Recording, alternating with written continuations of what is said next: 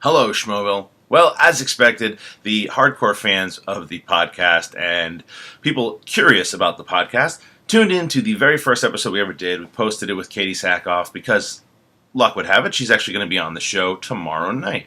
Well, that's when I'm doing this video. I don't know if it's aired already.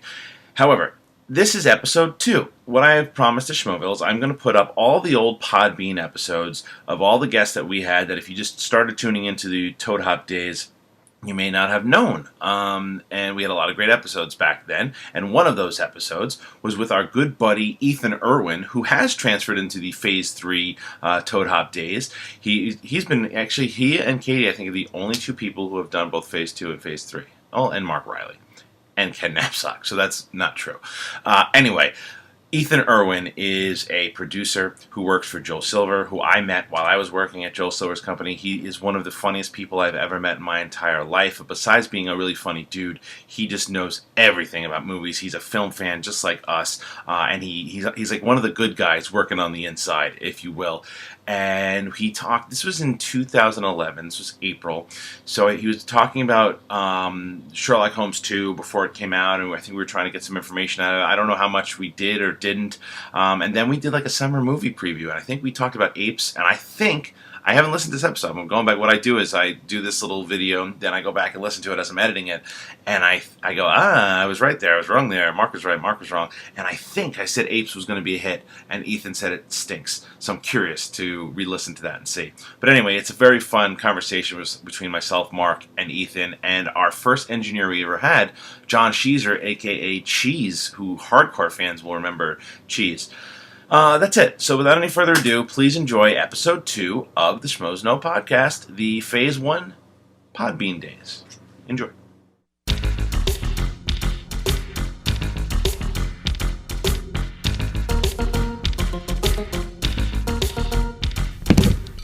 All right, guys. Welcome to the Schmoes Know episode Deuce. Duo. Two. You are excited. I am excited today. I don't know why. That's Christian. I'm Mark. One of us has been drinking. Yes, and of course the man who, without him, we wouldn't be able to do this because we don't know what the hell we're doing. Of course, I am talking about the Cheese. John Sheezer right here, guys. Great to be back. Great to be back. I thought you guys made that name up. You don't talk yet until you're introduced. Christian, you can't be like a dictator when we have guests on. Oh, I'm sorry. You gotta No, it's okay. You didn't tell me anything about what was going to happen, so. He didn't even know he just thought he was coming over to hang out, and then I shoved the microphone into his hand. Guest number 1, put the lotion in the basket. Okay, well, of course, now you heard that voice. We are talking to film producer Ethan Irwin. Yeah. That was almost as good as the one you gave to Katie last week. My goodness. We won't talk about that Freudian slip. Let's move on to meet our guest today, Ethan Irwin, ladies and gentlemen. Cut that out. Fellas, what's up? Okay, so Ethan is a producer that I used to work with a long time ago. Ethan has gone on to be successful as where I do a movie review show with Mark Ellis. Ethan has... Well, let's see how we measure riches. I mean, look at that guy. Thank you. He looks like Topher Grace. Thank you, Ethan. Now, look, Ethan has produced films such as Orphan. He has produced Book of Eli, and, of course, the upcoming big sequel, Sherlock Holmes 2. Which is now titled Sherlock Holmes: A Game of Shadows. Is it really? Ooh. Oh, very nice. Well, that's intriguing. And can I say, and it's not just because we have Ethan in the office, and you can go watch our reviews of Orphan and Book of Eli. I really enjoyed both of those movies. I did too. But I will say this, though. I'm not going to let him off the hook. He still works for the company that did Speed Racer. So Which I stand by. In 10 years, people will look back and think that movie was groundbreaking. No one will say that. That's what they said about Howard the Duck. I will bet you $5 American right now. $5 American. Who's going to say it? You in 10 years? Could be. He said people. That was very open-ended. That's true. It is open-ended. We actually, some human being. That's fine, but nonetheless, he was also a producer on this year's successful film Unknown. So I mean, he's got a lot of really good films under his belt. So we're really happy to have him here. He's a really funny guy, and we're going to talk about a lot of stuff that he's been doing. Well, Ethan, first of all, can you tell the viewers who don't know where you work, kind of how you got into it, and just where do you come from, dear boy? Yeah, how do you become a producer? Well, I began as a zygote, and then I moved to Hollywood, and have been doing that since. No, I've been working at this company called Silver Pictures for the last Oh my God, it's like 7 years. The legendary Joel Silver. Yes, he's the producer of films going back to The Warriors. Get into Chopper. And and Predator, Commando, Lethal Weapon, Die Hard, and of course Hudson Hawk. And which I love. I think it's awesome. He thinks You know I'm what? stupid When I for saw liking Hudson it. Hawk, the first time I saw it, I was like 10 years old, and me and my friends, we laughed our asses off watching that movie. Right. It's a phenomenal film. You watch it now. Phenomenal is a strong word. Strong one. Well, but it has its moments. Brewster's Millions and Weird Science too, by the way. That's A right. lot of people don't realize. He is a legendary producer, and I've been Yes. working for him for about 7 years. And we have kind of two different companies in one. We're Silver Pictures, where we do big movies like Sherlock Holmes and Book of Eli, and then we're also Dark Castle Entertainment, which did Unknown, Orphan, and we do like smaller genre type pictures. So it's nice. We got kind of a mix that I get to work on. I've been very lucky in that way. That's good. Well, here's a question that we can get into a little later, but I know that Ethan is one of those guys that, to me, is a rarity in the fact that he's actually a real film fan, and he's like a movie fan, and I love talking movies with him because he when you talk to him about it, it's like the way Mark and I kind of go back and forth on films. Ethan's the same way. And I feel that that's a lot of problems like that. You don't get that a lot in the studio. And well, I think people like they certainly they like movies, but this is a problem that for me at least is I think it's just by its very nature it's become corporatized, and so many decisions are made based on just projections that they put together. That they'll run names through a computer. When we were doing one film, they put the star's name and like the co-star's name and where we're going to shoot it and how much we thought we were going to do for, and they would put that through a computer, and they would get, here's how much you're going to make in America, here's how much you're going to make South America, here's how much you're going to make in Europe. And how off were they with that? Yeah, how accurate is that machine? It ended up being, sadly, it ended up being relatively accurate, within like 20, 30 million.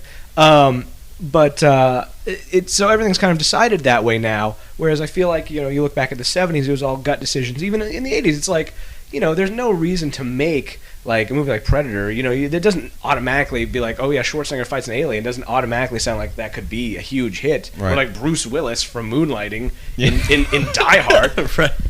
Bruce Willis, in Die Hard. But then it's those are like gut decisions. You're like, I think this could be cool, and they made those movies. And so now it's like a committee. Right, that's the problem. Is that gut decisions is the way like the really good movies get made, and they don't do that anymore. It's like when they do happen, then you get big hits like Inception. I'm sure, but the reason why again Nolan had done Dark Knight, had proven himself, and they said, okay, he can make a movie about Starbucks, and we'll let him go with it. But it's like I'd see that. But you got to get to a point though, like, and that's the thing is that there's too many cooks in the kitchen. It was my biggest problem when I was over at the studio. Like you had to go. Like a lot of people don't know this. Like in a production company, you have to go through the executives in the production company, and then you have to go to the studio and the executives in the studio, and then everybody gives notes, and it's just such a watered down process. It sounds like a mix of like when you see a cop movie and there's always like the one rogue cop and he's like, I'm going on a hunch, and he's always right. Yes. So it's like that's the way movies used to get made, and now it's like, well, we got to put it through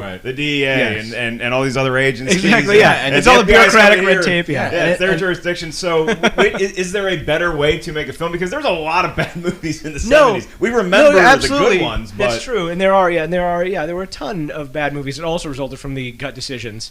But I mean, I'm sure Garbage Pail Kids the movie was like an awesome gut decision. They were like, "This is it. I'm retiring on Garbage Pail Kids." Was the that movie. an actual movie? I've heard references to the Garbage Pail Kids movie. It's possible I dreamed it, but I'm pretty sure it's real. I really thought I dreamed it because we real. used to collect those. Whenever the ice cream man would come by, I would buy Garbage Pail Kids instead of ice cream, and somehow I still became a fat kid. But I never knew there was a movie made. We always talk about, hey, they should make a movie out of this. Sean Astin. Yeah.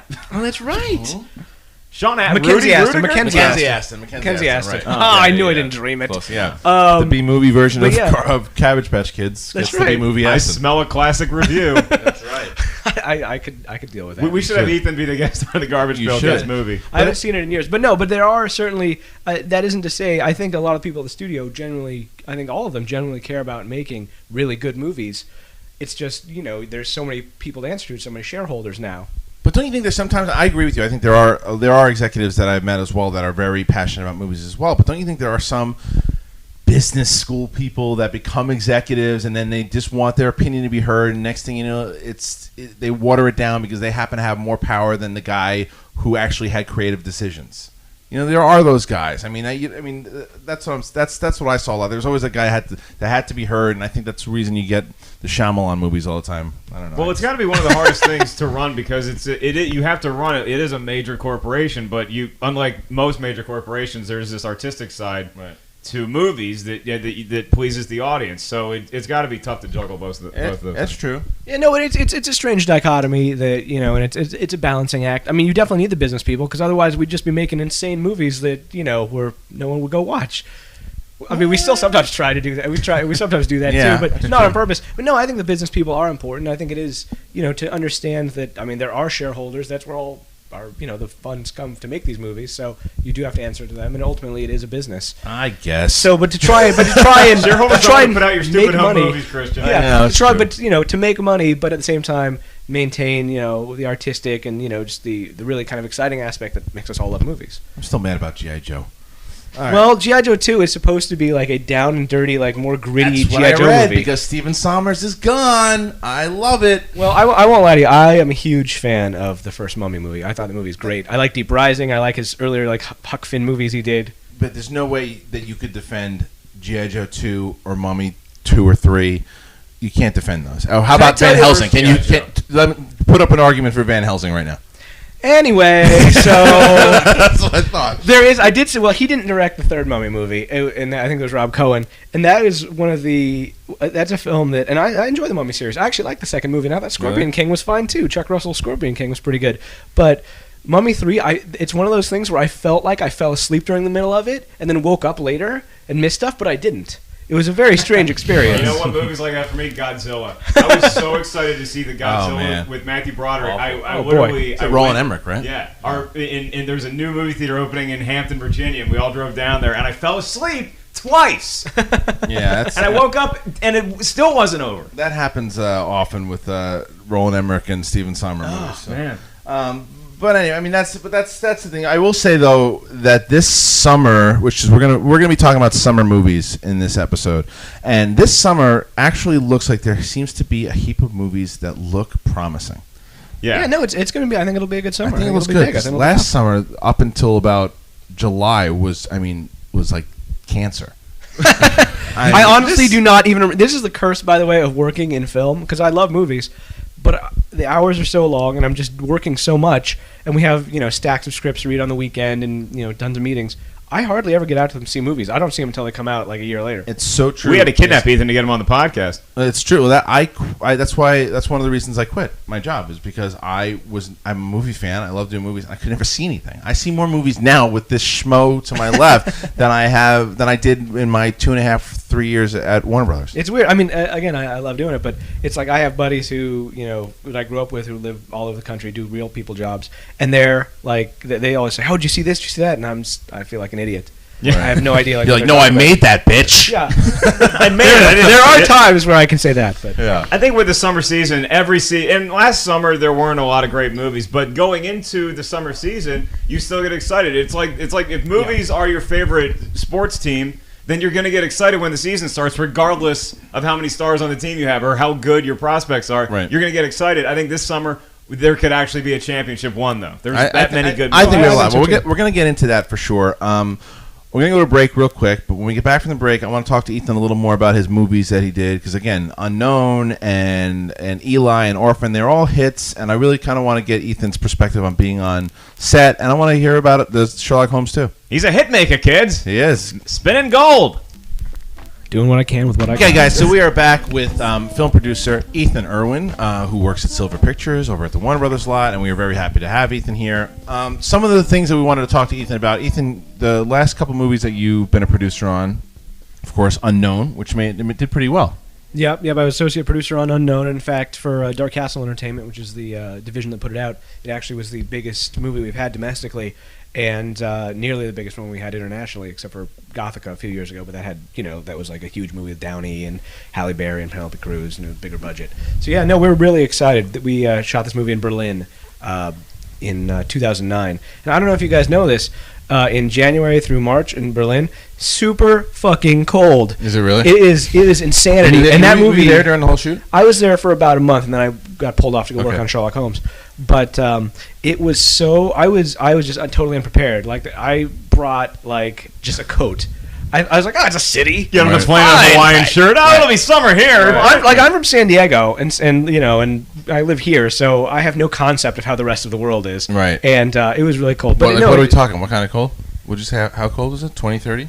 I mean, it got less than that. I mean, there were like icicles hanging off of my scrotum. It was really cold. That is a measurement of cold. Yeah. Yeah, that's frigid. I would love Ethan to be a weatherman. Now- Folks, it is cold out there. There will be icicles hanging off your nipples, ladies. Now, we wouldn't be schmoes, and if we weren't, we're honest about this. And because of you, we like you. I wasn't a huge fan of Unknown because of. I'm glad it did well, and I'm glad that you guys made money off of it. And I like Liam Neeson. My thing was that I felt, and I think this is was that it was portrayed as we were going to see Taken 2. And I felt that we didn't really get that until like the last 5 or 10 minutes of the film. It looked like this. It looked like a sequel to Taken. Anytime a movie that, even if it portrays itself as that, with Liam Neeson kicking ass, does well, I'm happy. Right. Because I want more movies with Liam Neeson kking. It's like a that's formula that what- we yeah. just recently discovered. It's true, and that's what was missing from Schindler's List. You watch it, and you're like, God, what a great movie, but there's just something missing. Yeah, they needed, And if only he had Our punched man Hitler. kicking ass. Exactly. Yeah. See, but I mean, that was. I didn't think it was terrible, but it was. Wow, that it is was- an awesome review. Thank But- you. but I'm just- yeah, it's not terrible. But look, it's I'm- in color, I'm gonna- 24 frames a second. It's mostly in English. I'm gonna smooch your ass about the other couple movies in a second here, but this one I have to go ahead and be honest. And I was expecting a lot more than what I thought I was getting from the trailer. Here's what it is. The movie is more of just like a suspense thriller. It's not an action movie. We sold it like that because, I mean, I don't even know what you're complaining about. You saw it for free. But Went to the premiere too. We sat like 3 rows back from one of the Kardashians. 2 rows back from her ass, 3 rows back from her. Yeah. oh, did she like it? I hope so. I don't think Oh, she knew she was talking there. about- Ethan. I got to be totally good. honest with you. She was looking around for a Los Angeles Laker. Oh, but perfect. But again, like I said, I'm glad that you guys. I'm glad it Yes, made and to answer your point, though, yes, certainly that was a conscious decision to sell it with some more of the action than is proportionate to the film. Right. Simply because, Taken made $225 million worldwide, and Right. we wanted people to feel like they were going to get a similar experience. And I feel like You get parts of it. You definitely It- the yeah. end of the movie. Like it was great to see Liam Neeson kicking ass and watching. Like I loved that part of it. I thought that was very exciting. But I just a lot of the leading up to it. But I don't know. Yeah, well, I guess I'm sorry you felt misled, but yeah, I think the notion of the film was to make it a very Hitchcockian kind of thriller with some action, Right. Kind of an identity thriller. Yeah, So well, I wouldn't mind being in Berlin if Diane Kruger is driving a cab around there. Did you get to work with any of the actors when you were out there? I did actually. It was great. I got to actually do all the rehearsals with the actors, That's which pretty was cool. great. I mean, and which is phenomenal. Liam Neeson, good, a nice guy. Or is he a Oh, douche? he's incredibly nice. Good. Or is he a dude? Well, Yeah. you gotta ask. You never know. No, You- yeah. He's a major I got a bag. question about. He's okay, awesome. So you go to Dark man. Berlin and you're working on this movie for a month. You're staying in Berlin. I'd anticipated working on it for the entire 4 or 5 months that it was going, but as things happened, I got pulled off. But go ahead. Now I mean, what are the accommodations? Because you're not living Right. in a tent. You're in you're a not castle selling it. or They something probably like- put you up in like a 4-star hotel. It's not like when you're like a young comic driving around the country, staying in Cabin Creek Inn. It's like you're staying in like nice places, right? It's got to be fun. Oh, no, it was really nice. I mean, we shot a good portion of the movie at the Hotel Adlon, which is just a really beautiful hotel, kind of right in the heart of the city. And much of the movie actually takes place there. And we shot there, and a lot of the people on the crew, the executives, stayed in the hotel. And all you just get on the elevator and go downstairs. Are and you paying you're for shooting. any minibar whatsoever, or can you just go up and go crazy on the peanuts and gummy worms and never have to pay the check? You do actually get like a per diem, which is you get whatever. I mean, whether That's they have Latin francs for or euros. food in a day. That means for each day you get like €75 or something like that you can spend on your food and Can you whatever. imagine? Oh man, I'll be back to Fat Ellis in a second. I don't know how you stay in such good shape. 2 weeks. Well, I Tops. didn't stay. They didn't put me up at the hotel. They put other people up. I stayed in the apartment of another executive. That's now. Which was even better. Wait until we get into Sherlock Holmes 2 stories. You're going to be jealous as balls. Fact. That have icicles dripping off them. Yeah, exactly. But before we get into Sherlock Holmes 2, because I think that's the moneymaker of the films right now. This is how we do our podcast. We tease you with the good shit. Yeah. That's right. Don't worry. You'll get some good stuff. You'll get later. Sherlock Holmes too. Trust me. But before we get into that, we will. I really see, because to be fair, I gave you some shit on Unknown. I really liked Book of Eli. I thought it was Really dug Book of Eli. It's a pretty rad movie, right? Yeah. When I was there was an executive, Eric Olson, who had I believe that he find the project, if I'm not. Yeah, if mistaken? you'd like, I can walk you through for anyone interested in knowing how the start to finish on a production and how that works. That would be great. Like for you guys, for you I'm gonna go to the viewers. bathroom. You guys talk. For you guys out there, that's that's actually fascinating. I think that a lot of our viewers out there would like to know how like a film comes to be. So Ethan's going to tell us how nutshell version. Yeah, this is a nutshell. floor is yours, my friend. Yeah, here's a nutshell on how Book of Eli came to be. It was submitted to us as a spec screenplay, and What's a spec screenplay? A spec You gotta remember screenplay. this. Okay, okay. Oh yeah. So screenplays. We gave him 3 seconds. You got I'm sorry. So a spec screenplay written on speculation, just by somebody hoping that they'll write it and then they hope they can sell it. And it got submitted to us. It was written by this guy Gary Whitta, and it got sent to us. I read it and thought it was pretty great. And it was submitted to Eric Olson, this executive of the company. I gave the script to him. He liked it a lot. We gave it to the studio. They bought it. They read it overnight. They loved it. They bought it. And then from there, it was about trying to find directors.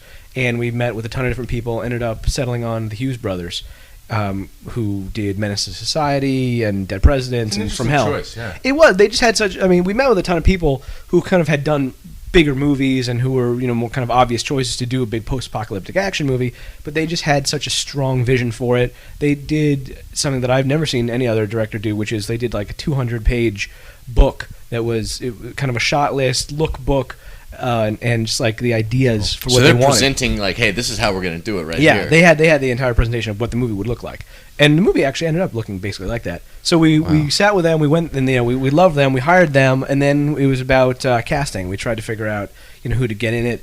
They had a great relationship with Johnny Depp, and we went after him for a while because I'd worked with him on From Hell, but ultimately he wasn't available. And then they had a meeting with Denzel Washington, and it just went so well, and he was like, he really dug it. And actually, it was Denzel Washington's son, who is a co-producer on the film, who was going through the pile of scripts that Denzel had gotten and read it and said, "Dad, you've got to do this movie."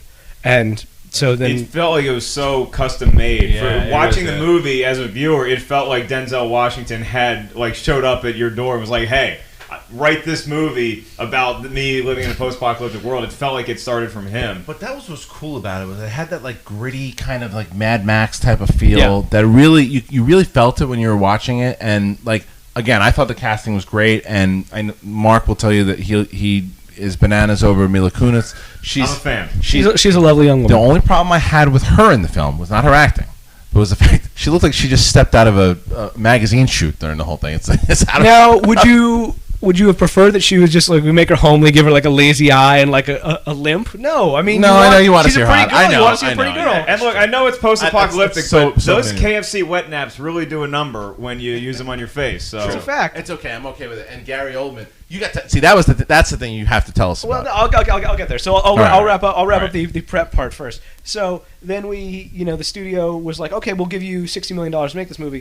And we're like, well, we need a little bit more. And then they were like, well, and this is when, and they ran out through the computer and like, well, we can only do this movie for $60 million. Oh, that was the one. And by the way, this is just a figure that I'm pulling out of the air. It was somewhere around that, but I don't know the exact figure.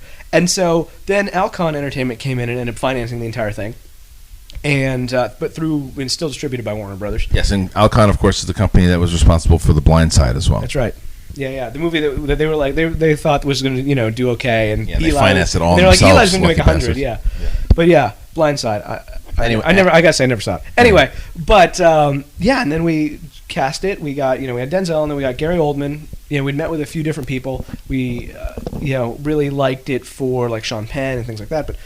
Ultimately, Gary came in, was just so passionate about it, and we got him, and then we got Mila Kunis, and Ray Stevenson was really great, and Jennifer Beals, and I never thought I would have Jennifer Beals' phone number in my phone, but I do, and I'm so jazzed about it, and like 12-year-old you was like, you bastard. that's a scary thing. You don't want to drunk dial that. Hey, can you just dump water on yourself one time? No, but honestly, one of the greatest things for me is my office. We shot it in Albuquerque, and my office. Beautiful city. By the way. I actually really liked it. There's a was lot if you like Mexican food and Indian gambling and mountains, it is phenomenal. Yeah. You're just a lot of scary people. Don't go out after dark there. But Danny Trejo has been there a few times.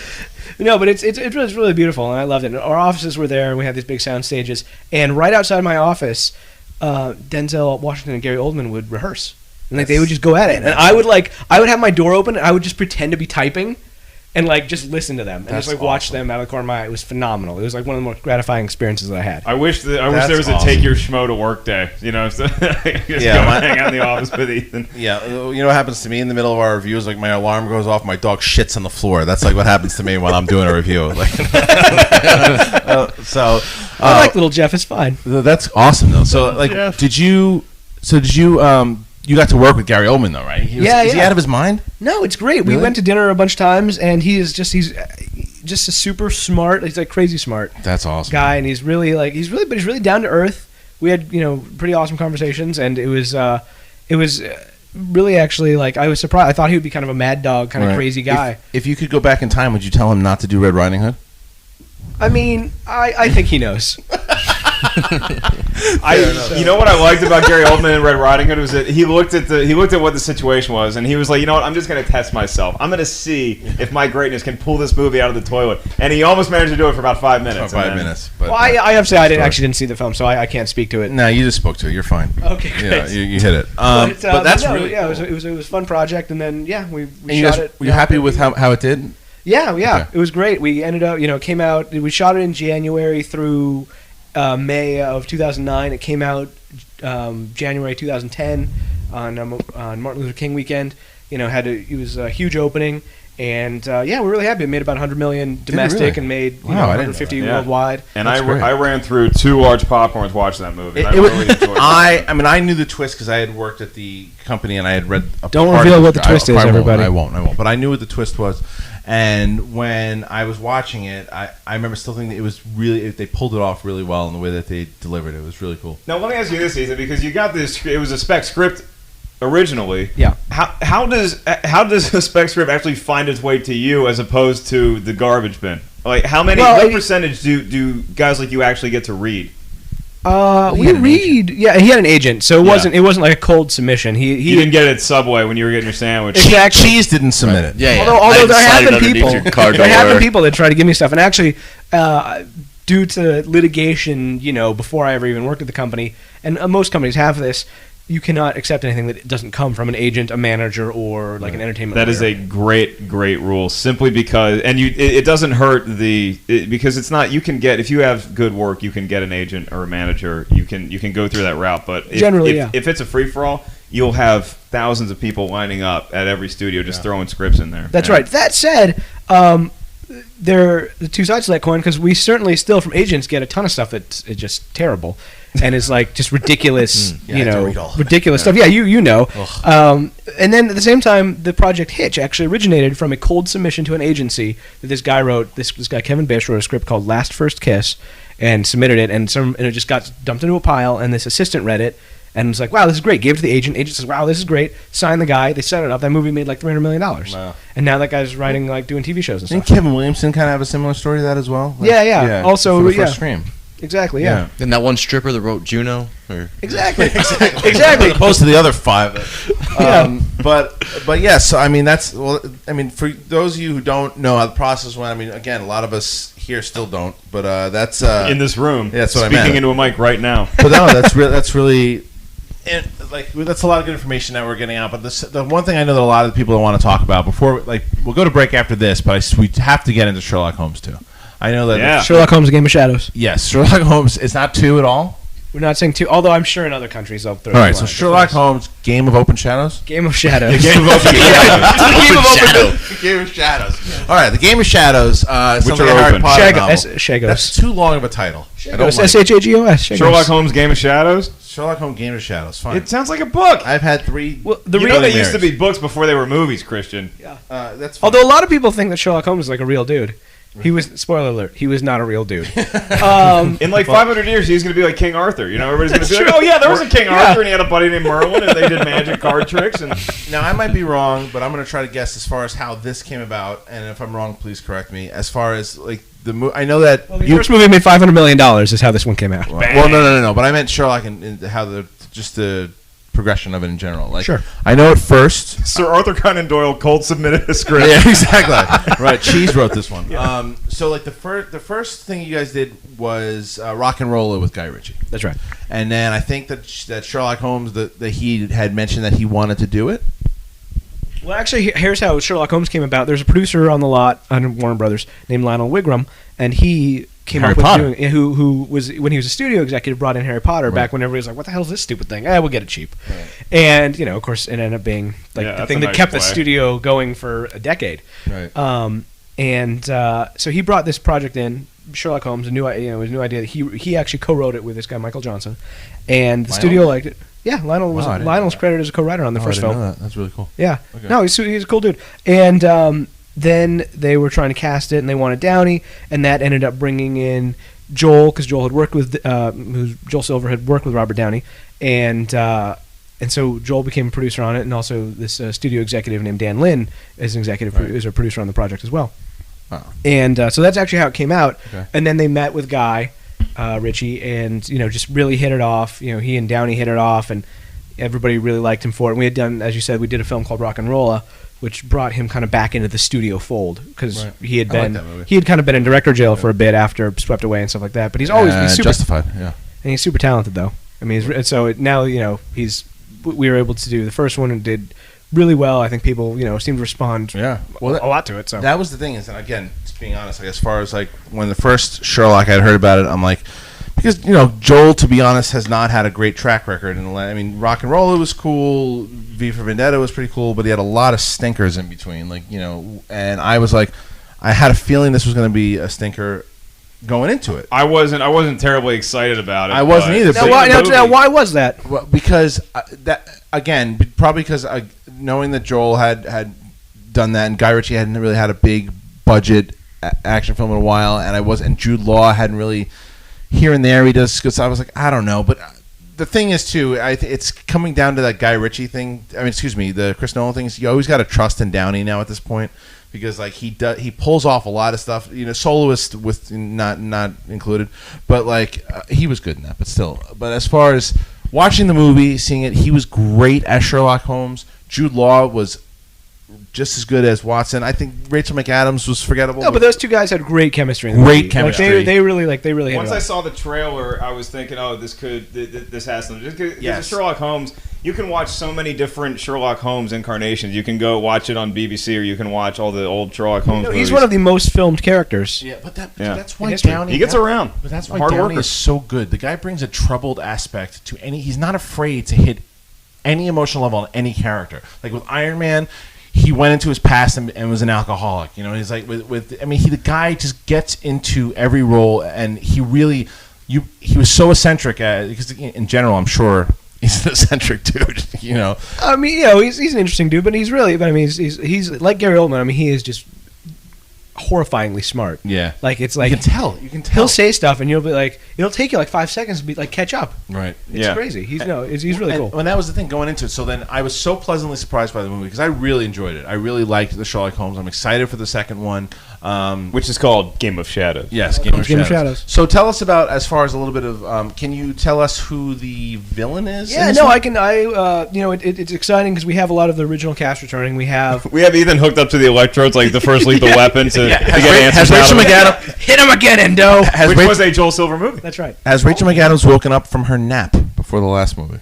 Listen, she is the sweetest girl in the world. So I think she did a very fine job, and she's Not She ugly. just didn't have a lot to do. I don't we just blame didn't, her. we just didn't give her a ton to do. I mean, Yeah. ultimately, there's so much of it, we focus kind of on the guys. I mean, there's a bromance element to it, and so we focus so much on the guys that perhaps we could have done more with her. But Bromance, do you mean as far as gay sex? Or no? Christian. Why did you just wink at me when you said that? And lick your lips. This is That's the weird. 1890s, all right? We don't. Sorry. No, but it's Well, that's when they hit it. Sorry. no, but just in the sense of it really is about like the two guys and their relationship, and so Right. maybe there's a bit of a short shrift there. But she's back in this one, which we're excited she about. is. She's back. Were there rumors that she wasn't at some point? Yeah, I mean, there was. I think in the first couple drafts we Okay. didn't have that character, but we Okay. brought her back in because people liked her. Yeah. And then we also are really excited about Noomi Rapace, the girl from Girl with the Dragon Tattoo, Oh, okay. from the Swedish actress from that series, and she's going to be in Right. Ridley Scott's new Alien movie. Prometheus, and she's just phenomenal. She's really cool, really sexy, brings this awesome energy, kind of changes the dynamic a bit, and so we were really excited to have her in the film. She plays this character Sim, who is a gypsy who comes along for the ride and ends up helping our guys out a lot. Gotta have a good gypsy in a detective movie, you know? It's true. No, it's so. All right. Well, can you give any bit about the plot? Yeah, or? I mean, I will tell you that if you've seen the first film, we introduced at the end the villain Moriarty, Professor Moriarty. And he plays a much bigger role here. Okay. We cast Jared Harris, who is on Mad Men, and he's actually been around for a while. Was Jared Harris, he was in Adjustment Bureau? Or no? I don't know if he was in that. That's John Slattery. Here we go. We're going off the rails. We go off the rails. The older guy, John Slattery, was like the silver fox. John Slattery was in that. Okay. But why don't you let the guy that produces movies for a living tell you what the cast I'm gonna go back was in. to sleep. Anyway, but he's been in a ton of stuff. But the thing that was really exciting about him is because most people don't really know him because he's a great character actor, but he blends into a lot of stuff. So this is his first real kind of big star role. I mean, he was like 10 years ago. He was in some stuff, and he's Richard Harris's son, and. He does such a great job, and to see him he's Professor Moriarty, and see him go toe to toe with Downey, it's a thing to watch. I was blown away by him. So he does a great job, and it's the plot I can't get into too much yet, but I will say that it's a bigger plot than the last time. The story kind of takes us out of London. And we go to the European continent, we go to Paris, we go to Germany, and it's a much bigger movie. I mean, the budget was bigger, the scope is bigger, a lot more action. Well, yeah, I mean, you put Downey and you put the numbers from the first one into that magical computer, and that's you're gonna right. get And they're like, here you go. Bigger budget. Right. And is this the War Games computer? Is this December? Is this coming out December 16th? It comes out in the States of this year. Of this year, yeah. Okay, of and now 2011. and Christian claims to have read all the books as a kid. He colored. Sherlock Holmes coloring books. Is Game of Shadows actually? I don't know. That's not one that Arthur. Is it from one of his stories, or is it a modern spin on the Sherlock Holmes character? It's like the first movie. It is a original story. However, fans of the books will notice a lot of we pull elements from a number of different stories that will be in there, and like characters, and certainly a ton of quotes that they'll recognize from the various stories. But yeah, we like. There's certainly bits from one of the more famous ones. I like that about the movie too, and I hope the second one is like. I'm sorry, Game of Shadows is like that. I'm not saying 2 at all. No. You know what? And the reason we decided on calling it that as opposed to 2 was so it didn't seem like when we get to Sherlock Holmes 5, it's like 5 of these. So it seems like it's an ongoing. Right. It's like what Harry Potter did. Yeah, it's the Harry Potter effect. So it doesn't feel like if you called this movie like Harry Potter 8, people would be like, "Holy shit, are you kidding me?" Right. That was actually the problem with the Rocky movies. By the time they got to Rocky 5, Jason 8 in space. Yeah. Well, and it's a lot easier to do Harry Potter Part 7. Part 1. yes. That's right. The first half of the second book. Well, that's great. I mean, so there you go, guys. We got a lot of stuff on Sherlock Holmes too. I don't know about you. It's a rad movie. Check it out. Sherlock Holmes, Game of Shadows. Whatever. I'm excited to see it. Grandpa's had too many Bloody Marys. It's the second movie. Whatever. It's 2. I didn't even know you guys were talking about 10 minutes ago. All right, so we are going to. So far, we've talked about Sherlock Holmes. We've talked about Book of Eli, Unforgiven. But now Unknown. Unforgiven is a film that I did not make when I was 10. God. See, I'm going to go ahead and give Ethan credit for Unforgiven. Yeah, we'll give him I thought about it. Forgive me for I did see it once. Yes, Unknown. I apologize. When I was a kid. Not a bad film. Yeah, so we're going to actually get into it is Mark and I, our tax season, if you will. This is where... Well, that sounds... You make it sound like it's a chore. I think this is playoff season. Yeah, it's the most pleasurable. So we go through the spring movie. We see Hop because we have to for the fans to let them know. That's true. We're actually excited to get into the summer movie season. Summer movies, well, but I guess the reason I say tax season because I'm basing it off of 2010. And because I was very excited. That was one long audit. Yes, I was very excited to get into it. And had it not been for Toy Story 3 and Inception, I would be brain dead, I think. Pretty close to that now. Yeah, exactly. Inception. But I will say that 2011 summer season looks fantastic. There's a lot of really cool stuff that's coming out that we want to talk about. And I do want to bring up some of the trailers first before we get into...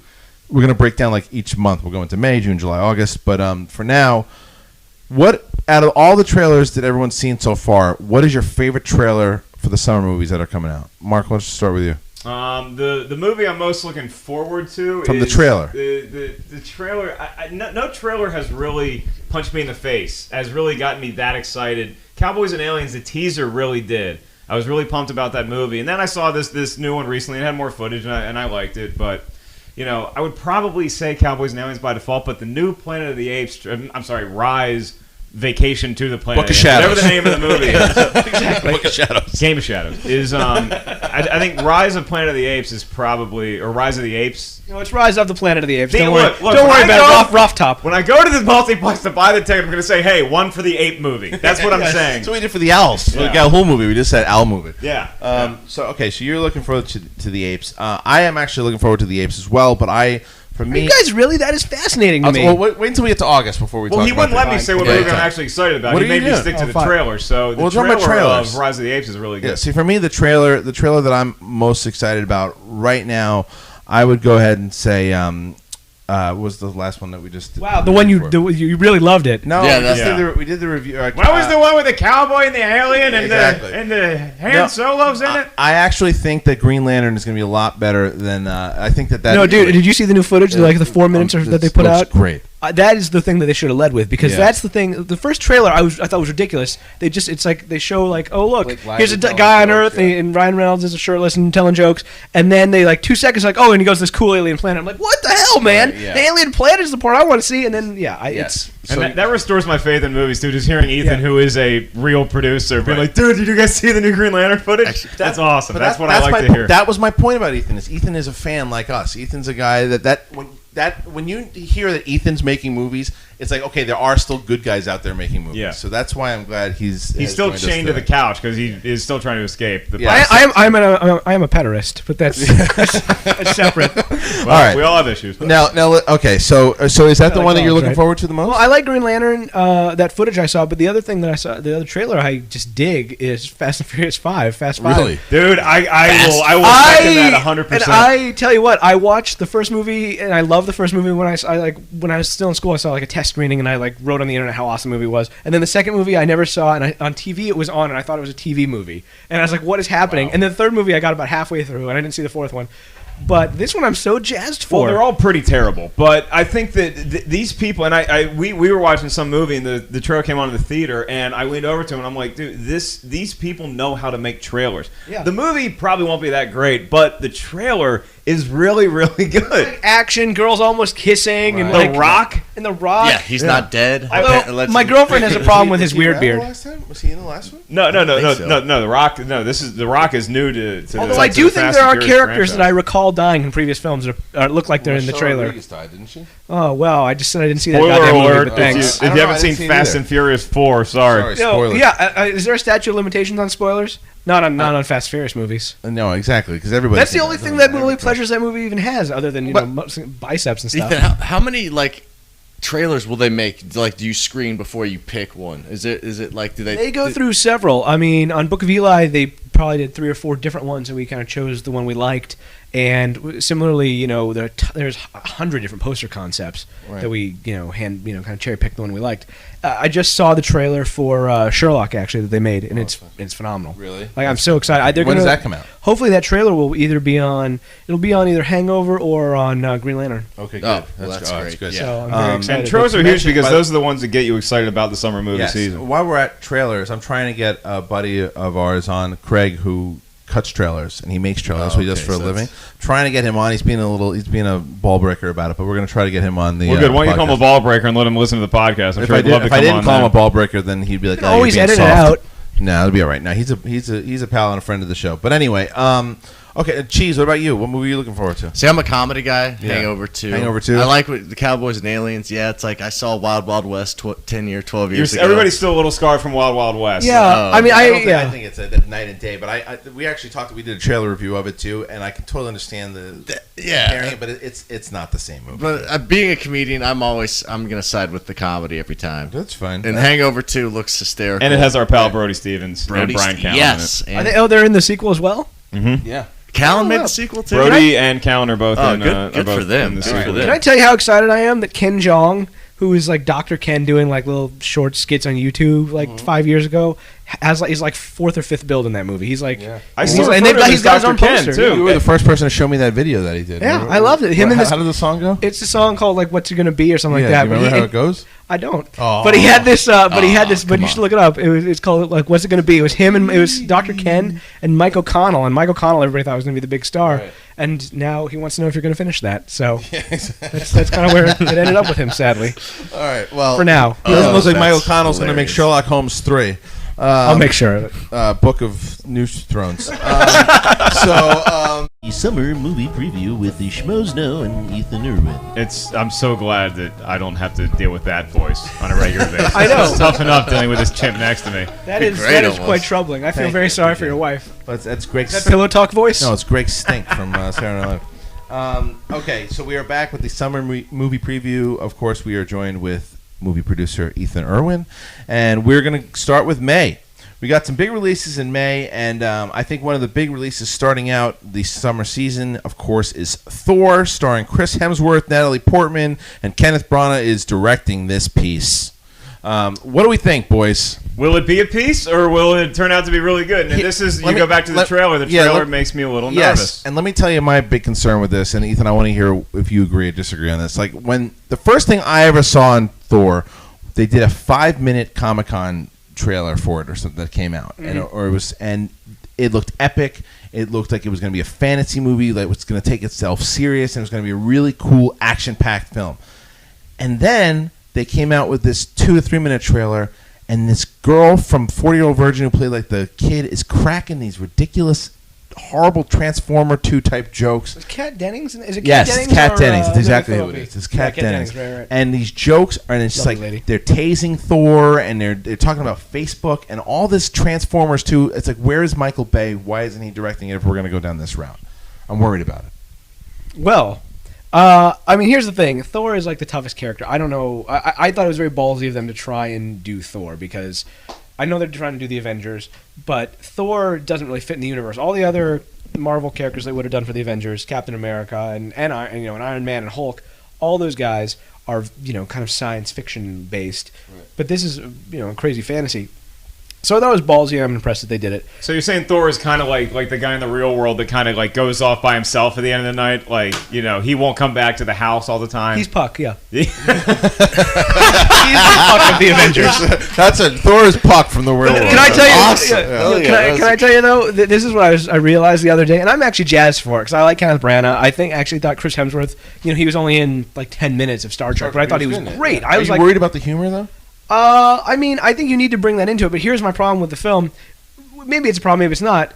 But I realized what that movie essentially is Masters of the Universe, where like He-Man comes to Earth and has to deal with like regular stuff, and Skeletor follows him back. Except you don't have a midget with this weird flute playing or something. That we know Please, of. little person. Little person, yeah. sorry. And yeah, I mean, I don't mind the humor if that's the kind of humor it is, as long as they don't hit you over the head with it. My feeling is that they put that humor in the trailer because they feel like they already have the fanboy comic book fan action movie base. They're already going to pay to see that movie. Basically, let's have young, people who aren't nerds see it, and Yeah. like girls. Yeah, let's try to appeal to more people. I'm going to have to give Harloff like a 10-minute pep talk in the theater before the movie comes on. Like, hey, you got to be, I know you hate you didn't like the trailer, just give it a chance. Yeah, exactly. And I think you box will. Of milk duds. No, I think I'm going it's to have to feed I think Harloff it'll be pretty constant cool. chocolates during this movie. Yep. That's fine, or just go in drunk. Well, that's not a problem.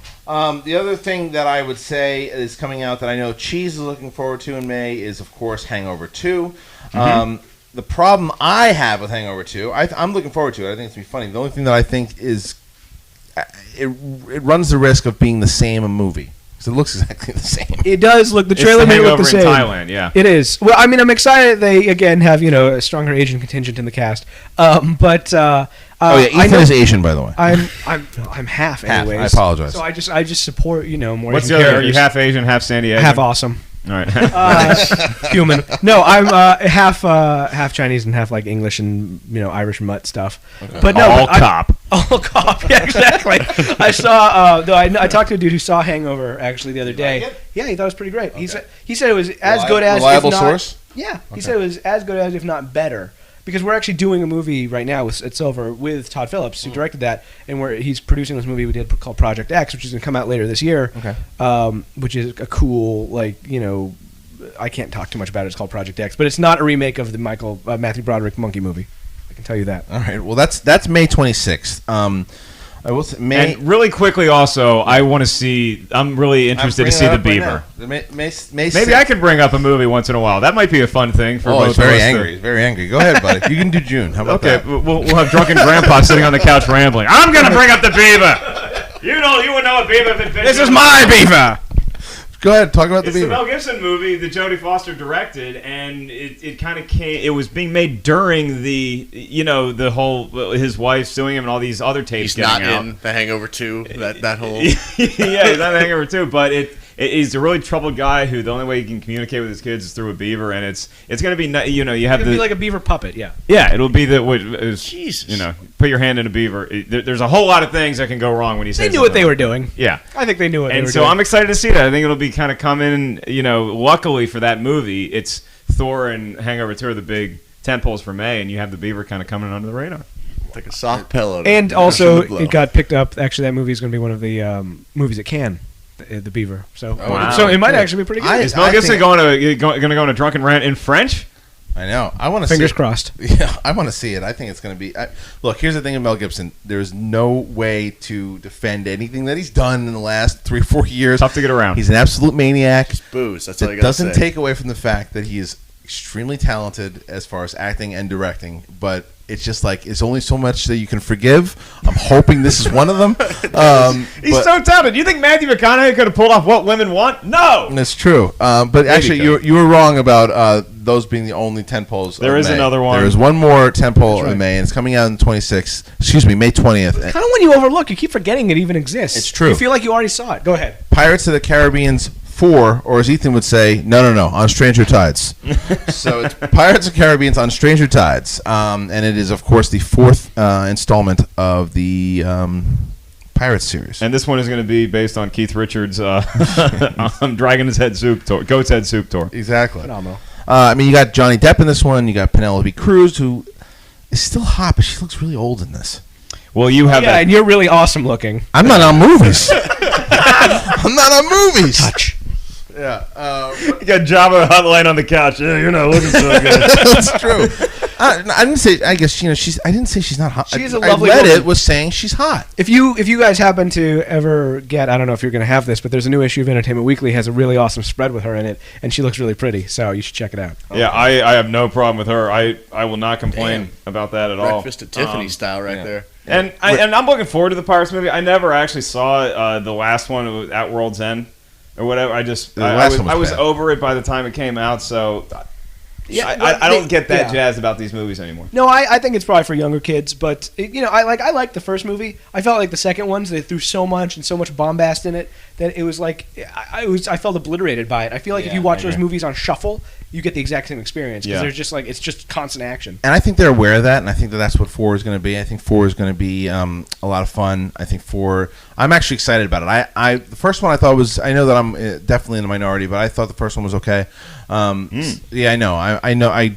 It's entertaining, and the second and the third ones I didn't like, but this one for me, for some reason, I really am excited for it. And It's always fun to watch Johnny Depp be Jack Sparrow. That's going Yeah. to be fun until the end of time, and it was shot in 3D, so it could be cool. There are other movies coming out in May. Just to go quick, on the 26th, also you have Kung Fu Panda 2. Ethan, you'll be starring in that one.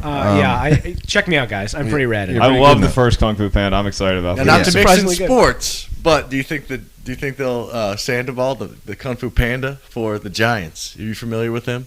No, So I'm I throwing have no in- idea what anything. I'm you're throwing in my talking about. Sportsaholics feed, but no, Sandoval, the plays for the Giants. He's a big fat guy. Oh, Looks like yeah. a panda. And now in San Francisco, they all put they'll on probably put stuff, the Kung yeah. Fu Panda stuff. Oh, that's going to be great. More. And that's coming out. I mean, you got Priest, which is basically Legion Part 2, which is going to be awful. Don't say that. It It's could not. be good. It's not going to be good. But Well, you thanks know, for giving it a shot. I said the same thing about Arthur, and I wound up liking the stupid thing. So Did you? yeah, I did. That's another one I didn't see. I actually it's a liked Warner's Arthur. title. I meant to go watch. I liked Arthur. Bridesmaids. I am going to be dragged to this by my wife on Dude, May that 13th. movie looks funny. You're out of your mind. Don't be. You out of your are mind. such a misogynist asshole. How can you not? You're like, oh, Judd Apatow. Everything Judd Apatow does is funny. Oh, this has somebody doesn't have a penis in it. Oh, that sucks. No, Ethan's got him on he's the not ropes. He cut he's the not Russian. directing that.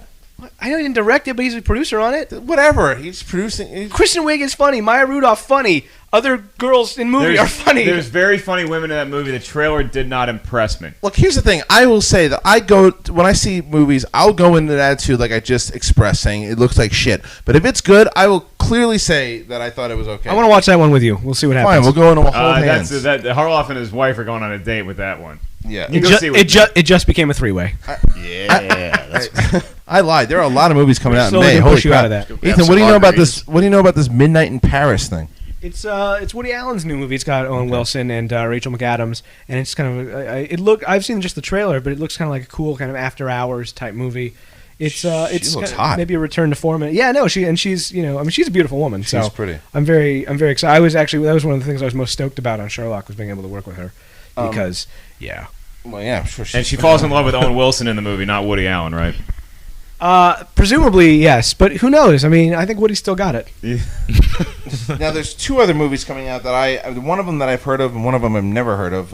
The Tree of Life. Now, with Terrence Malick is one I have heard of. It's Brad Pitt, and it's a Terrence Malick fan. So you risk, being bored, but you also risk getting a phenomenal, just well-made film. Yeah, no, I think his stuff is always very interesting and ethereal and dreamlike, and I feel like this movie will be a return to form. I mean, New World I thought was good, and the war movie Thin Red Line I thought was very well done, but they weren't Days of Heaven. And this film, I think, could be. It's it's got Brad Pitt, it's got Sean Penn, kind of in a multi-generational story. I'm pretty excited about it. Yeah, I like the way Terrence Malick goes about making movies, because he doesn't do it. He's not cranking one out every year. No, I have a great Terrence Malick story, by the way. We don't get into it in this podcast. We'll do it in the next one. Yeah, but yeah, it's like that's a good tease. Yeah, he like stay tuned for the Terrence Malick anecdote. That was his New World Terrence Malick story. It's Brad Pitt. It's Sean Penn. I mean, that looks like an Oscar movie set in summer. I mean, if it's got the makings. I think I'm going to do a Tree of Life Fast 5 double feature. I think I'm going to go to the theater and just do that. I think that cries out. That's even better than when I saw you in 1993 and stick it back to back. Wow. And then Something Borrowed. What is that? That's I think it's you're looking at your rom-com, your first big rom-com of the summer, perhaps. Is it? Okay. Oh, well, please. Sadie is going to drag you to that of course crazy. She will. Of course she will. But Two girls fighting over a guy. Oh, my God. Right, well, who's in it? It's Kate Hudson and I think Jennifer Goodwin. Yeah, I haven't seen. Ladies, John I can't judge Krasinski's in it. All I see is a picture. I saw a trailer for it. It looks all right. It's a rom-com, Yeah. so if your wife doesn't drag it to you, I will. Oh, great. I love rom-com. All right, so now we are going to jump into June. Now, Ethan, do you know anything about this movie, Beginners? Only that I've never heard of it. That is something. Neither have I. Obi-Wan Kenobi is in it, and Christopher Plummer. Oh yeah, it's kind of it's a multi-generational kind of romantic comedy where they're both falling in love. So this is going not with each other. So I don't believe with each other. I've actually only seen the poster. Okay, so what you're saying is it's going to do big business like Transformers. I mean, I think it will probably beat Transformers, not by a lot, but it's Bucket List meets The Notebook. But yeah, it's Christopher Plummer and Obi-Wan and Ewan McGregor. Right. Let's see. So let's see what else we got. There's a very big movie coming out in June. There's a couple of them. June 3rd is actually, if I can go back in our last segment, one of the movies I'm actually looking forward to seeing the most, and that's this one that comes out on June 3rd, and that is Penguins. No, that is X-Men First Class. I think this is going to be I'm going ahead and I will say it right now. This is going to be the best X-Men film out of the entire series. That's impossible. Did you see X-Men 2? It's the friggin' phenomenalest movie. 2 is great. 2 is great. This is no way going to be better. I don't know. It looks pretty great, man. I think it looks awesome, but it's not going to be better. I'm pretty pumped. It's got to be better than 3. Class. I like the try, but it's really hard to sell me that this is going to be the best X-Men movie without Hugh Jackman and without Patrick Stewart. You know what? There is a chance, I'm sure, that they'll have those guys in it. I mean, you could have Hugh Jackman in that movie. Like, it wouldn't break continuity to have him in that movie. Wouldn't a producer, a big Hollywood producer, know if Hugh Jackman was in the movie and maybe tell us? It's not his studio. Well, no, it's at Fox, so I wouldn't know. You would still get an email, Ethan. We don't all have a clubhouse. You don't? You don't? Yes, we do. Okay. All right, so that comes out on June 3rd. And then Green Lantern is, I believe, in June. That's June 17th, yes. All right. And June 17th is the Green Lantern. We've talked a little bit about it. Originally, this is the reverse Thor for me, is that when the first trailer came out, I was on the same page as Ethan. I said, this looks atrocious. Why are we doing these lame jokes and bad CGI and throwing us into planets right away? the trailer, the 4-minute WonderCon WonderCon trailer. Yeah, not even an actual trailer, but I'm sure they'll form a trailer Footage, out of right? it. Yeah. It set the internet on fire, and everybody was talking about how great it looks. The only thing, the mask still kind of looks silly, but I'm over it. Yeah, I mean, there's some things you just can't. If you want to keep it Green Lantern and stay true to the comic, there's certain things you just have to do. Yeah. And I agree the outfit is a little goofy, but yeah. I'm over It's it. not. I think It's it'll be not pretty- Wonder Woman goofy. No. Oh, no. did you see they changed the outfit on Wonder Woman because of the fan Yeah, I outcry? know. They actually changed it, and I think she looks pretty good as that as Wonder Woman. No, but I'm that's a whole excited other about Green Well, Lantern. I wouldn't not take her to prom, but as far as Maybe change your dress fighting- a little. fighting crime. Yeah, That's true. Well, also on June 17th, I believe this is a remake, Mr. Popper's Penguins, yeah? Fucking read what the hell? It's not? No, it's based on an awesome book that you read when you were a kid. Except never I read guess, it. except Yeah. I guess I never if you read go it. to Did you know that? an awesome school, I knew Mr. Popper's Penguins was a book. I never Yeah. read. I was still on Go Dog Go until I was a senior in high school. I'm the idiot in the room. I was reading Anyway, Lord of the Rings. no. Blow me. Oh, you nerd. Popper's Penguins, anyway. Mr. Popper's Penguins. Yeah, he's a dude who lives in New York who gets a bunch of penguins and does filthy things with them. And who better? Check than it out, Jim kids. Carrey? Like cleans their ass? June 17th, you're going to find out. June Only in 17th. theaters. This was a great teaser. Yeah. Yeah, Talk June about- 17th. talk about a game No, of shadows. that is, Jim Carrey cleans a bunch of penguins' asses. no, but, it's a cute. I like it when I was a kid. It's a cute little book. And you know what? It's Jim Carrey, and he's interacting with a bunch of penguins. I love Ace Ventura. yeah, I'm okay with it. It'll probably be the better version of Bruce Almighty 2. What else comes out in June? Uh, Any other things of note? yes, there Cars 2 and Bad Teacher. Nice. Oh yeah, Bad Teacher. Bad Teacher's got some funny ads. I think so. I mean, if you've watched enough Schmoes No ads, or reviews, you've known that we are a little critical on Cameron Diaz, but we like both Siegel and Justin Timberlake. So I think Timberlake's has been stepping up and shows he's got comedy chops. Yeah, well, Cameron Diaz still has potential to be good, and Bad Teacher, a movie like Bad Teacher, when I saw the trailer, there's a lot of room for a certain Van Halen song to be played during Yeah. that movie. I mean, really, that's the reason that song was made. Yeah. Yeah, it's it could definitely. I mean, I like the fact that it's a hard rated R. Mm-hmm. I think that it's going to be very interesting to see how both Cameron Diaz and Justin Timberlake work together after breaking up and having all that whole chemistry there. Let's see. Now we're into where the hell are we? July. Now we're into July. There's July is I have where. a birthday in July. Just point it out, guys. Who cares? Well, what day? When July 7th. I've forgotten it already. Now the movie we're all looking forward to. I think Somebody's not everybody going to here, Shakey's. the Smurfs. Goddamn right. I saw the NPH? trailer for Smurfs, and I didn't hate it. Really? I think I might enjoy the Smurfs. I'm saying it right now on the air. I don't know about that. There are two movies coming out right in the beginning of July, July 1st. There's one that's the big action movie, and then there's this smaller film, but with two huge actors. The smaller film, of course, I'm talking about Larry Crown with Tom Hanks and Julia Roberts. Tom Hanks actually directs this movie. Has he directed anything else? He did that thing you do. Oh, right. That was the last thing he directed. Very good movie. I really believe like so. that. Yeah, no, that was a lot of fun. I hope this also has a catch. I hope the Larry Crown song is also catchy. I Because saw. I was humming Nothing's that. as catchy as that thing you do, man. God damn it. Yeah, I saw that. I saw the trailer for this, and I really think that it's. I'm excited to see it. Tom Hanks. They were really good. Tom Hanks and Julia Roberts were great in. What's the last movie they were in together? Charlie Wilson's War. That's right. They were really good in that together, and I'm actually excited for that film.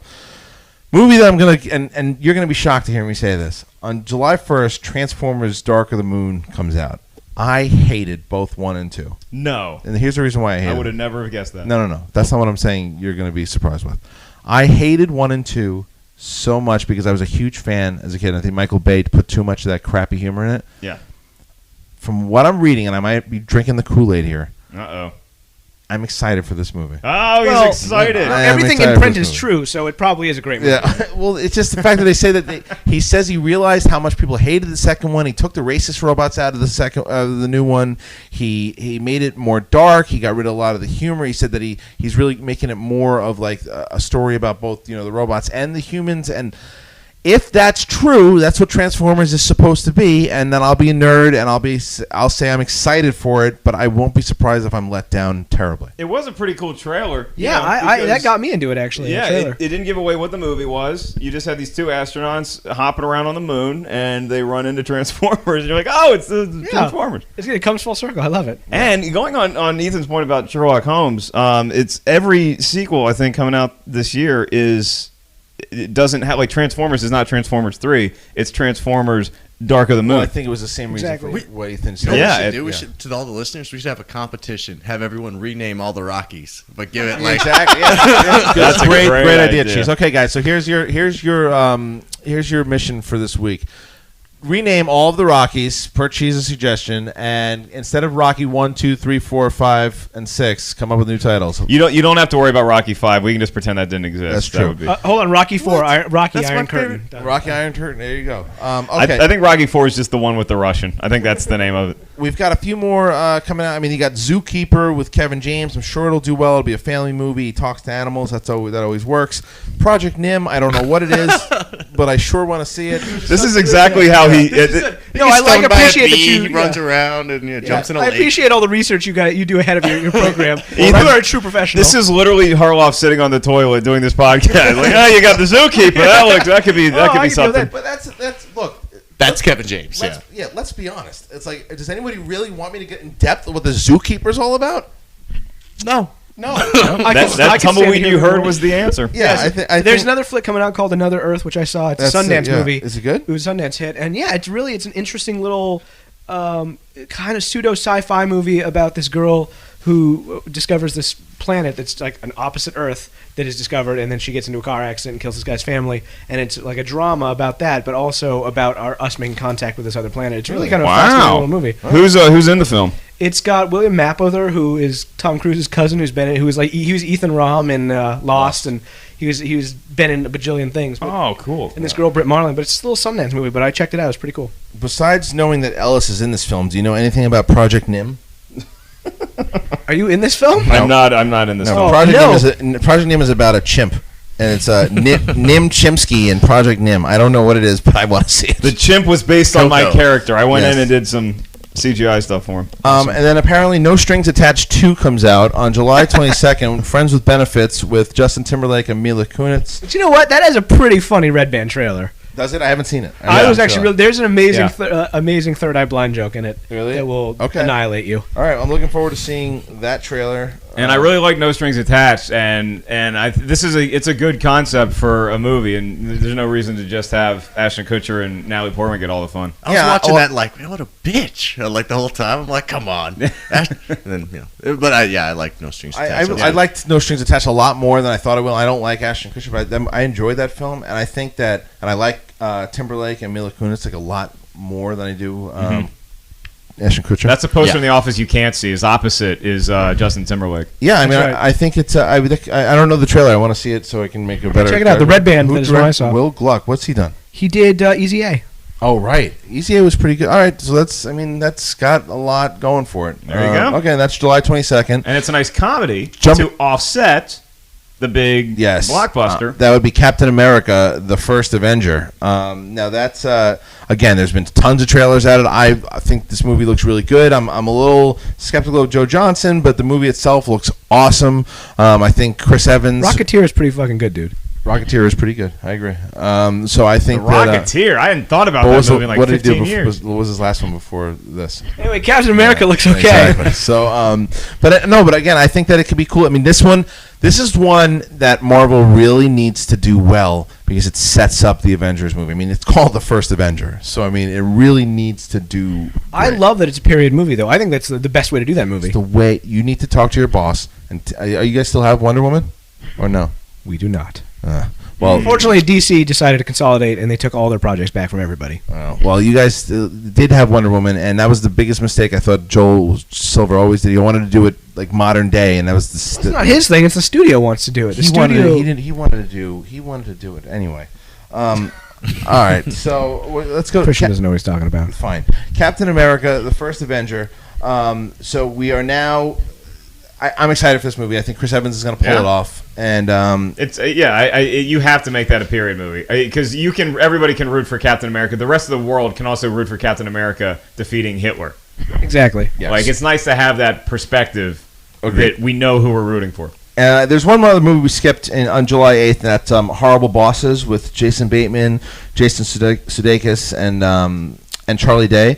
All very funny. Yeah, Seth Gordon's directing that movie. I am actually really excited for that. I think and Kevin Spacey. I Did I say Kevin Spacey? No, it's Yeah. Spacey, it's Jennifer Aniston, Yeah. and most exciting for me in that film, I know nothing about it. All I know is that Jamie Foxx plays a character named Motherfucker Jones. Really? Can't go wrong there. I'm done. Yeah, I'll see it. I'm actually excited for that. I think that I'm going to go ahead and say I think that's going to be one of the funnier comedies of the year. And Sudeikis and Charlie Day were so good together in Going the Distance Yeah, they were. with Justin Long and Drew Barrymore. That's a very underrated romantic comedy. That's one of the best ones I've seen. Yes, I'm well glad that they're back together. Jumping into August, before we wrap this up, we got 30 minutes or less. To go in the podcast? Yeah. Thank you, everybody. 30 minutes or less is August 12th. And that's Jesse Eisenberg, of course, from Social Network fame, and Danny McBride from Danny McBride fame. And Did you see, Your Highness? Did you review that movie? Yeah. Oh, well, apparently, I should watch that review. yeah, you should. Did you see the movie? I liked it. I really I liked it too. enjoyed it. Yeah, I did. Very, it's very funny. It's a whole other discussion. But I guess we run the review for you, but It's just you can still watch it. I've heard a little bit about. It's directed by Ruben Fleischer, the guy who did Zombieland. Oh, okay. Yes. I mean, so I and this is about the guys that are kidnapped and have to rob the store, right? Is that this one? Yeah, well, they're forced to, like, the pizza delivery guys who Yeah. like have bombs strapped to them and are Right, forced to go do right, stuff. right. But it's an action comedy. Okay. Well, I'm excited about that. It could be fun. I don't know what Our Idiot Brother is. It's a Sundance movie as well. Did you see it? I didn't get a chance to, but I heard really good things about it. All right. Well, Paul Rudd's in that. I always like Paul Rudd. Elizabeth Banks, who seems to be in everything. Yes, I mean, I don't know anything about that. What's the debt, Ethan? The Debt is it's a story about these Israeli kind of Mossad agents with Sam Worthington, I saw the trailer. and then that takes place in the 60s, and then in the present day, it's like Kieran Hines and Helen Mirren dealing with some mission that they did. I don't know. It's an old people movie. Yeah, it's some secret though, and it looks really cool. It looks Right. like there's espionage, there's intrigue. Helen Mirren got a gets cool a star cast. for some reason, and it looks like it could be interesting. Yeah, I'm looking through these August movies here, and this seems like one of the best Augusts that I've seen in a while. I mean, Is the Expendables sequel in there? no, it's not. But Rise of the Planet of the Apes, which we're going to talk about in depth in here. But before we get to that, The Change Up, which seems Jason Bateman and Ryan Reynolds, could be a funny comedy. I don't know anything about It's a it. body switching comedy, Oh, is it really? which is weird to me because they look to me kind of like the same dude. Right. But Yeah, it's a body changing comedy where one guy's like a house husband and the other is like having fun out and hanging out with women and doing drugs, and they switch bodies to see what the other's life is like. So there you have it. Okay. Well, on August 19th, how bad do you think Conan the Barbarian is going to be? Can I tell you something? I love the dude Jason Momoa, who plays Conan. I actually really like that guy from like other stuff I've seen him in. So I'll give it the benefit of the doubt. Okay. The trailer got me excited, but it showed nothing. It was just No, it didn't show anything. It's just he's It's swinging a just sword. Conan, yeah. Could have been anybody. Like a Is YouTube it Conan video. or Conan? Conan. Conan. Yeah. Yeah. I'm just not sure. Yeah. Conan is Coco. And then Fright Night. It's a remake of an old 80s movie. I don't know why they're making this. I've never seen the original Fright Night. And been I'm like, ex- man, horror movies are cool, but this one's not one of them. I'm No, okay. Friday Night was fucking It's rad. comedy. It's And I'm it has, okay. if you guys are Doctor Who fans, it's got the guy who played Doctor Who, whose name I suddenly can't remember. I need to watch that show. Everyone says it's so great. Yeah, it's pretty good, and he actually plays the Roddy McDowell role Okay. in that movie, and that has like Anton Yelchin and Colin Farrell. You know what's great is that anytime you're a bunch of dudes doing a podcast in an office and you say, if there's any Doctor Who fans out there, no chicks are coming over. That's true. Anytime soon. Ethan mentioned Roddy McDowell just then, and kind of tying his Roddy McDowell The into transition. Planet of the Apes. Dr. Zayas. He was not Dr. Zayas. He No, wasn't he was Dr. not. Zayas? No. Who was Dr. Zayas? He wasn't Dr. Zayas. He's dead now. Who? Whoever was Dr. Zayas is dead. No, Roddy McDowell Roddy was McDowell's dead too, I believe. Isn't he? Yeah, he's dead too. But he was like the real dude. He was like the main guy who, throughout the series, Yeah, I forget his name, but Yeah, it doesn't but matter. Roddy McDowell was in the original. We really do our research. But at that's- Schmoes. but have you They're all wa- monkeys. What do you want us to do? Name them? Anyone listening to this knows us and knows that's not what we do. We talk to you the same way you talk to each other, and we're looking at a magazine, going through the damn movies. And You August don't have 5th, to reveal the wizard completely. I apologize. August 5th is Rise of the Planet of the Apes, which is the prequel to Planet of the Apes, and the first teaser trailer just came out the other day, and I have to tell you that I am excited for this movie. why? Why are you not excited for it? Because it looks like it's well made. It has actors I like, but it is about monkeys that go berserk. It's not about monkeys. There was a That's film. wrong. There's a film that they already did. It was called Congo. No, you're and, wrong. And there's no film that can ever be better than. If it was Congo: Rise of the Planet of the Apes, I might see it. But you're wrong, though. It's not. It's more about the apes kind of developing, becoming more intelligent than us. Oh yeah, that's right. But what happens after they do that? They go on a fucking rampage. Well, they can because they realize that there's a lot stronger than us. Yeah, they go crazy. They end up beating the crap out. It's called Rise of the Planet of the Apes. So if you're a human out there, don't bring your human pennant to the theater because your team is not going to win this fight. Well, and how dare you? Are you guys aware that this film is actually a remake of one of the sequels to the Planet of the Apes? Really? Because in the Planet of the Apes sequels, the way it went was Roddy McDowall was in every single one of them, and in the third movie, he and his ape wife, escape from the planet. And in Heston's spaceship, Heston bowed out after the first movie, but they escape in Heston's spaceship, go back through like whatever rift he went through, and land on present-day Earth. And they have a kid who is that smart ape that's featured in Rise of the Planet of the Apes. Caesar. And they have this kid Caesar who leads an ape rebellion. Oh. And so this is basically a remake of that movie. You know what? That's a lot of pressure to put on an ape to name him Caesar. Well, like, I know. What happened to name him like Coco or something? Caesar. Exactly. He rises the rebellion, man, and he does live up to it. And you know why? He also lives up to it because Andy Serkis plays him. And I'm telling you that I guarantee you're going to be back in this podcast and you're going to apologize. I'm still going to see it. And you're It doesn't matter. It doesn't matter whether I think it looks good or not. I'll still see a killer ape movie. Yeah, you do make a point where where's the movie going to go in the last 30 minutes? Is it just going to be apes? It's just going to be National Guard versus apes. Apes throwing people. And then Franco and Fredo Pinto, who is super hot, getting out of the city. It's very tough to pull off a movie where the bad guys are going to win. Like The Empire Strikes Back is one of the very few examples where not everything works out for the good guys, but you still love the movie. So, well, we said this, and if you watched our trailer review of Planet of the Apes, we talked about as far as that this ends grim for humans. Probably That's the yes. thing. It's the same way like the end of Terminator 3. It ends great for me in Harlow because our team wins. Well, Terminator 3, I actually thought that was the best part was the ending. I thought it was ballsy to do that. But you knew. But the thing is, they stuck with how it had to end, and like Darth Vader Anakin has to turn bad. Apes have to take over. So that's the thing. I am completely nerdy and you are going to be a great like dad when you're telling a kid a bedtime story. All right, so Cinderella lived happily ever after until the apes took over, which has to happen until she died, until she got dysentery. Can I just can I add one more thing? I know we want to wrap it up. Yes. But the other thing I've been seeing in theaters lately that I really like are kind of alternative programming that they're doing a lot of. I went and saw Danny Boyle's Frankenstein, which is a play that they're doing in London with Johnny Lee Miller and Benedict Cumberbatch, which is the awesomest English name of all time. Oh, yeah. And he's like in the new Sherlock show. But he Danny Boyle put on this Frankenstein production, which is phenomenal, and they're broadcasting it to theaters.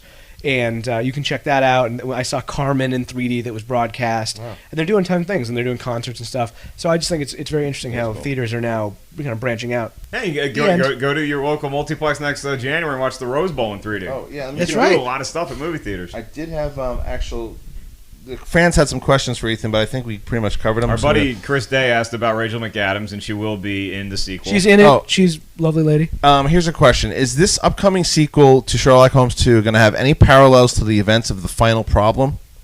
Oh, yeah. Well, so essentially, as I said, I don't know if it draws from that one specifically, but we definitely draw from a number of stories. So there are a lot of stories represented. So if you're a fan of the books, you will definitely recognize certain elements, certain characters, certain quotes. And so, yeah, I think you'll be satisfied. And I like that the Sherlock Holmes movies don't hit you over the head with the references. It's like the movie Paul that we really liked, where there were a lot of sci-fi movie references in there, but it didn't hit you. If you're a true fan, you got it. If not, you still enjoyed the movie. Right. So, So I mean, Ethan, can't thank you enough for joining us today. Hope to have you back soon. Hopefully, you don't get fired from this. I don't think so. Jump safe. As long as we continue to refer to the film as Sherlock Holmes, A Game of Shadows, December 16th, only in theaters. Ethan is one of the greatest guests that we're going to have on this show. He's a very funny guy. We're very happy to have him on, and we'd like to hear you guys' comments. Again, check out the YouTube page. We'll put the first 10 minutes on this, and then of course check us out. The link to the actual podcast.